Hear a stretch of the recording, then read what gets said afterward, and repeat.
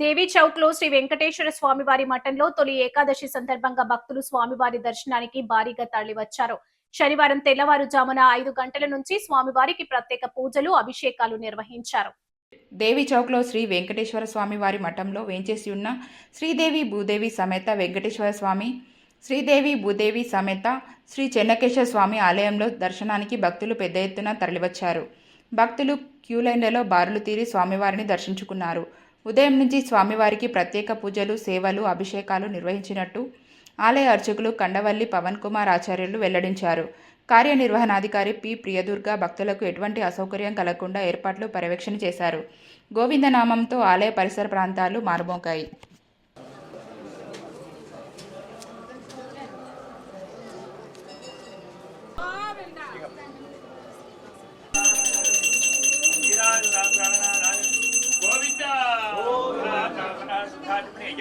సమర్పయామి శ్రీభూ సమేత శ్రీ వెంకటేశ్వర స్వామి అనుగ్రహ ప్రసాద.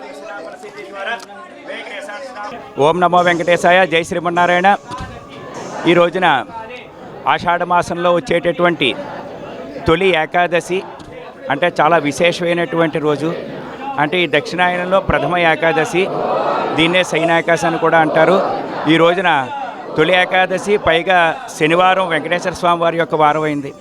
ఈ రోజున భక్తులందరూ కూడా ఉదయాన్నే స్వామివారిని సేవించుకుని, దర్శించుకుని తీర్థప్రసాదాలు స్వీకరిస్తే జన్మజన్మ పాపాలు కూడా తొలగిపోతాయని చెప్పబడింది. కళ్యాణాద్భుత గాత్రాయ కామితార్థప్రదాయనే శ్రీమద్ వెంకటనాథాయ శ్రీనివాసాయ మంగళం అన్నట్టు. అటువంటి వెంకటేశ్వర స్వామి వారి యొక్క ఆశీస్సులు ఈ వీక్షిస్తున్నటువంటి భక్తులు, అలాగే ఆలయానికి వచ్చిన భక్తులందరికీ కూడా కలగాలని మనస్ఫూర్తిగా కోరుకుంటే ఆశీర్వాద. జై శ్రీమన్నారాయణ.